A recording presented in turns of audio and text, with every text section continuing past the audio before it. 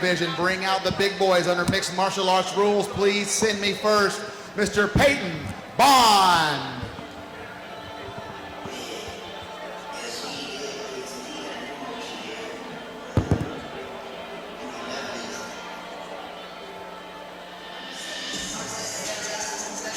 Peyton Bond coming to us out of Jacksonville, Florida. He's fighting out of Striking and Grappling Pioneers and Nassau County Boxing Club. Looks like Dave Gomez walking out with him, as well as his brother, Austin, and his girlfriend, Ashley. They just welcomed a baby girl, Athena Rose Bond, 1 month old. Peyton actually says having a child changed his whole mindset approaching fighting. His girl, Athena Rose, has given him a clear mindset of what he wants to do and how he wants to do it in fighting. This is the start of that. New Peyton Bond, we'll see. He's 1-0. Beat Patrick Aquila actually by disqualification a couple months ago in February.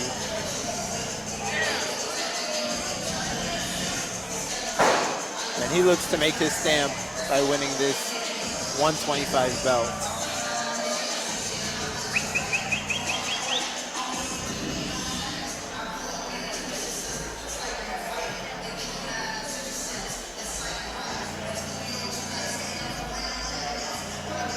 His girlfriend's actually a Taekwondo black belt. And his opponent in the red corner, please bring me David Tercero.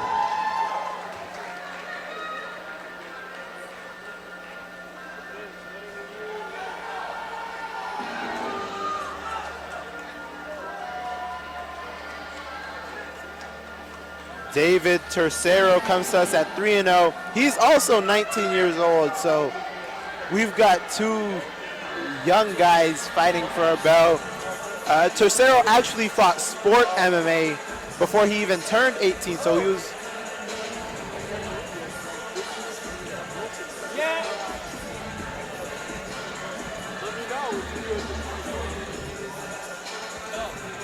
Yeah, Tercero fought sport MMA before he turned 18. So the 3 fights he has in MMA, he has more experience in MMA than the 3 fights we see, but obviously since he's turned 18, 3 sanctioned amateur fights as an adult. He loves everything about the process. He saw his teammates fighting, looked at that and said that's what he wants for himself. So obviously tonight he's looking to move to 4-0. And if he does move to 4-0 as a 19-year-old, that'll be a great start to hopefully a long professional career for him. He's coming to us out of Gladiator Sport and Fitness MMA. We see Coach Domingo, boxing Coach Domingo, in his corner. Christian Inastria, 9-4, 125er himself. So having that experience, same weight class, 13-fight pro in his corner, obviously has to pay off for David.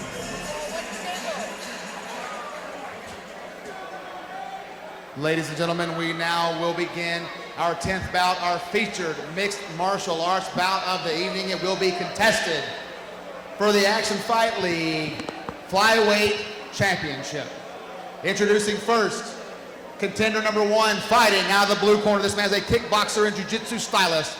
Undefeated in mixed martial arts with a record of 2 wins and 1 defeat, standing 6 feet even, weighing in at 126.00 pounds. Representing SGP in Jacksonville, Florida, I give you Bond, Peyton Bond. His opponent standing to my left and fighting out of the red corner. This freestyle fighter is undefeated with 3 wins, no defeat. Standing 5 feet 6 inches tall, he weighed in at 127 pounds. Representing Gladiator Sport Fitness and MMA in Hialeah, Florida, I present to you the killer sloth, Mr. David Tercero. 3 rounds for the Action Fight League Flyweight Mixed Martial Arts title. Your referee, Ray Ramos. And this gentlemen, we won with the rules in the dressing room. Got it? Any questions on this side? Any questions over here? God bless. Touch them up. This is going to be an interesting bout. Obviously, you see the length difference. Tercero about 5'6". Peyton Bond about 6 feet tall. He actually has about a 72-inch reach, which should play a factor. Tercero's 3 wins, all coming by knockout, 2 first-round knockouts and 1 second-round knockout for Tercero. He looks to continue that streak, and Bond looks to break that knockout streak of Tercero's. Yeah, he told me like James Bond, so I introduced him like James Bond. I noticed that. Bond, Peyton Bond. I like that. Woo! High kick there from the shorter fighter. I love to see that. The killer sloth. Not very sloth-like with his output thus far. And Bond is definitely using his length to kind of reach around with those hooks. Use that rear leg to keep him at distance. Good. Nice. Nice strategy. Working for him. The killer sloth is certainly a puzzle to solve. Now, this can be a little bit challenging for both guys, the height difference, right? Because it's not just in Bond's advantage because he kind of has to punch down. Yeah. Which you don't usually see with most guys in the same weight class. Yeah, big difference, a 6-inch height differential. And that's what you expect to see out of the shorter guy. Low body attacks, low leg attacks. A lot of legs to grab there. Yeah, levels kind of already changed. But back to his feet is Tercero. As a guy who fought at 155 at 6'2", you get used to guys wanting to grab your legs. So that's probably where Tercero spends a lot of his time in training in his previous fights anyway. And this is Bond. Probably where Tercero spends a lot of his time too, attacking the legs. I mean, this is what his last couple fights have looked like. And obviously, like I said before, Christian Inastria out of his corner, he fights just like this as well. You kind of see it mirrored in him. Nice front headlock, good snap down there, looking to suck up a cradle, back to the double. Lift and rip. Boy, oh boy, that is Terry Brand's Wrestling Drill 101 right there. Christian Estrella in the corner of the Kraken, as you mentioned. Professional fighter, a weathered one with a lot of ring time and a lot of submission attacking under his belt on his highlight reel. So, yeah, this is the game plan of Estrella for sure. Transferring over to Tercero. And he looks like he's looking to put on a wrestling clinic. Already landed a couple of takedowns. If he can keep that pace for 3 rounds, that'll be impressive. Yeah, high guard attack, poor man's rubber guard sort of set up here from the SGP product. Peyton Bond. Arms are still in there. He does have some options here. He's got a, this is not ideal. There, Tercero snatches out. Yeah, you got to address that before it gets bad. And he came down with the hammer fist, kind of didn't care what he hit, just came through the legs. Yeah, some good ground and pound. Looking to control those legs, and Bond's kind of in a weird position, stacked against the cage. Tercero's looking to pass the legs and land some ground and pound. He's got 10 seconds to do so. But Bond is definitely using his legs in a good way to kind of keep himself away from the strikes. 1 round in the book. Tercero with a couple takedowns, a little bit of ground and pound. Good shots on the feet from both guys. We got ourselves a fight.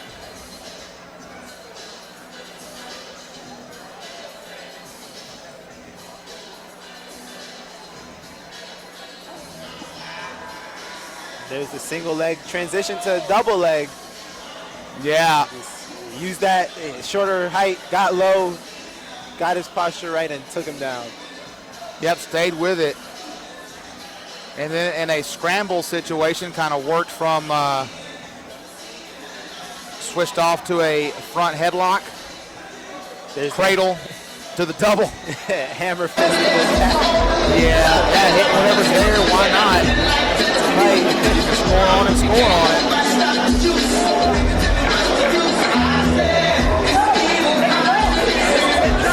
Dave Gomez and Peyton Bond's corner. I wonder, I wasn't made aware of that before the fight. I don't know if they have some relationship or if what's that? Dave Gomez and Peyton Bond's corner. I don't know. Interesting. Definitely a good guy you want in your corner, though. Yeah.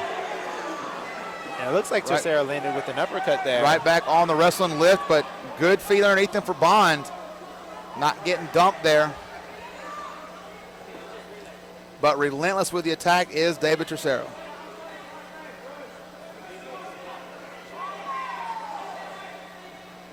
And it looks like Bond definitely prefers to strike at distance. If he wants to work that game plan, he's going to have to find a way out of this cage.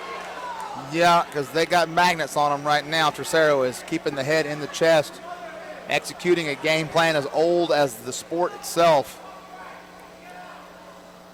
But again, the old school stuff is works. It's old school for a reason. That's right. It's not stuff that used to happen. It's old school because they still do it nowadays. And for MMA, more than jiu-jitsu, this is a position you don't want to be in half guard because if Correct. Tercero can posture up. Yeah, short hammer fist well. There just see some nice good old-fashioned left hands in the mush from that half guard position. Walking the hips out a little more, not a half guard like we saw Ryan Quinn hanging out in. That was much more lateral. This is more perpendicular, almost a side control. There, that guard just comes open right there. Nice pry, just a good old-fashioned face frame. Kind of bullying here. Got to be careful. Framing with the forearm is one thing. Don't want to elbow. Yeah, those are some serious shots. And he's right in, Tercero's right in his corner, so he can hear everything Domingo and Christian are telling him with no problem. Can almost talk right in his ear. Yeah, Christian's kind of whispering to him almost. Not the traditional cupping of the mouth you see from most cornermen. He's just kind of standing there. He goes. Now he does it. Kind of standing up, just talking to him in a regular inside voice. Looks familiar. Looks very similar to the last minute of the first round here. Tercero trying to get out of trouble with the high guard and landing a big shot on the way down.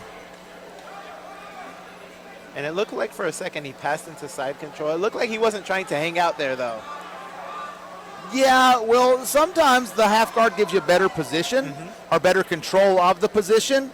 You know, in jiu-jitsu, you get points. There's no points here awarded for passing to side control per se.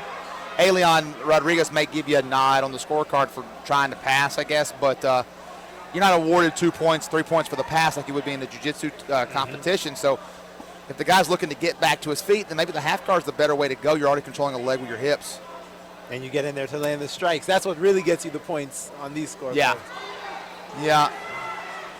Boom. Yeah, and there you see Bond kind of pushing away, making space. Got caught with an up kick that kind of made Tercero slow down. Yeah, made him back away and just kick the legs, kind of respect him. Bond saying, bring it. Yeah, those up kicks are going to be legal here. You can kick a standing fighter. Doesn't matter what your position is. 2 rounds in the books. And you think with the three fights under his belt as a kickboxer, Peyton Bond saw this going a little differently. He does have a good jiu-jitsu. Oh, yeah, it was a good uppercut. Good slipping uppercut there. He's got a good jiu-jitsu attack, but the re-attacks aren't there. He's committing everything to that high guard. And the shin guards, I understand, they do help. They make it a little stickier. The neoprene's like a gi sleeve kind of. But there's no neoprene on the back of those. I stand corrected. Yeah, see, there he's ripping away, and he doesn't have the feet on the hips ready to go. That's partially because of Tercero, the way he's ripping out of there. But, yeah, you got to be ready to move to the next thing. And he seems to be kind of putting all the eggs in a basket on the ground there and just repeated kicks to the shin from Tercero. If you're Tercero's corner, you say, do it again. And now this is actually officially the longest fight of Tercero's career. Each Is that fight right? before finished by round 2, so we'll look to see what a third round David Tercero looks like in MMA. Will it go to he's not shown any signs of slowing down thus far. Will it go to a decision? Tercero hopes not. Bond certainly hopes not. Third round started here. Some nice kick in there. Yeah, and then same old. And now he's got the slam. Yeah, Bond lands a couple shots and takes his foot off the gas. Like he's waiting on Tercero to do something. And Tercero's going to do this. And now he's taking the back. Yeah, transition to the back. And, man, he's landing some real powerful shots from that side half control hybrid position there. Now he's working to the back. And yeah, you're right. This looks like now he's mounted him. Yeah, this looks like a Estrella fight. Yeah, it really does. Which looks like a lot of other guys fight. Giving the arm almost, trying to give the back there to get out. He's frustrated. And now this is a brutal position because if he keeps taking these strikes, Ray Ramos will be forced to stop it. Yeah, Tercero here in trouble. Oh, and that is all she wrote. Peyton Bond was not happy with that decision to stop it, but yeah, no, it was not. When Ray Ramos says you got to defend, you got to defend. Yeah. Just a beautiful double. That was nice, yeah. Good job returning them to a dominant position there. Landing these shots. trying to kind of give the arm, trying to bait the arm to get out of there. And whenever he goes back to his back again, Ray Ramos says, that's enough of that. David Tercero yet to taste defeat. Now he's got himself some hardware for the trophy case. And he keeps that 100%. He does indeed. It was in danger. All right. Let me go get a time on this and make it official.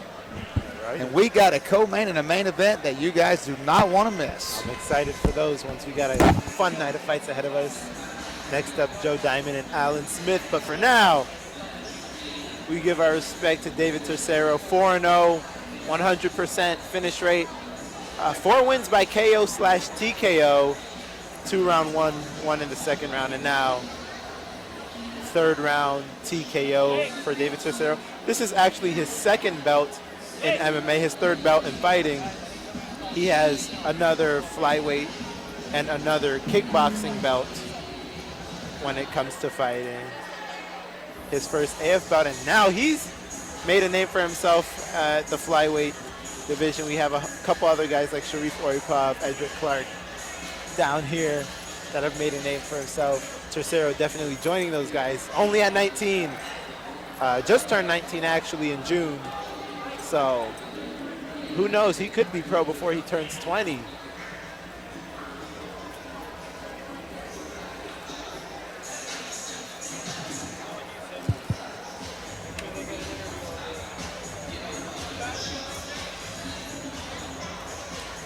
And it was interesting to see Tercero deal with Bond. He told me before the fight that he hasn't had Sport of Kings, Gulfstream Park and Casino.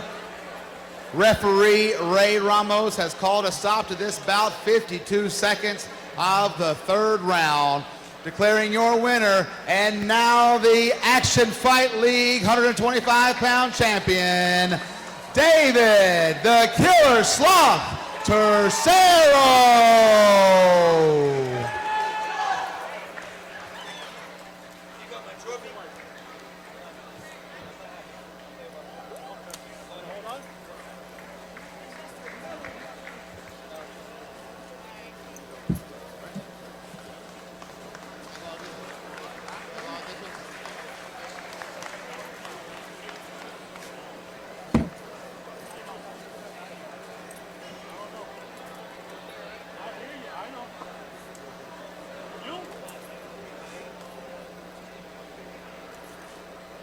Yeah, that way. I am here with your winner and now the flyweight Action Fight League mixed martial arts champion, David Tercero. David, this was the first time you've ever been to a 3rd round. You were still undefeated, 4-0, 4 finishes. Gotta feel good. I know you were looking for it to get it out of the way. Had a tough opponent, but you really executed the game plan very, very well. Take a moment and address us and kind of talk us through the situation. Well, I'm gonna say, be honest, he had height advantage over me. But thanks to my coaches, my boxing coach Domingo, my wrestling coach Christian, and thanks to all my other coaches, my Muay Thai coaches, my coach Twig, my girlfriend Poito for helping me out. Thank all of them. It would have not been possible. I was nervous. I'm not gonna lie, I was nervous. He had height advantage, but as you saw, I kept my cool and I dominated. Next one. And that's all that matters here. Yes, it is. That is all that matters. And you kind of executed. It was a rinse, lather, repeat kind of game plan here. You did land some good shots on the feet, but that clearly wasn't what you came to do. You came to be on top, do damage. A lot of good ground and pound in the 2nd round, but able to really secure that mount very well in the 3rd and just kind of put him away. A little bit of a contested stoppage there, but he was trying to give you the arm to get out of there. You never really thought about it. You mentioned your coach Christian. It looked a lot like a Kraken fight. Looked very familiar. I've called those in the past. So you're training with a great team. What's next for you? 4-0, 4 finishes. What are we doing? We're gonna go 5-0 and let's see from there. 5-0. I hope that you go 5-0, 6-0, however many and 0 right here in the Action Fight League cage. Ladies and gentlemen, the new flyweight champion, the Killer.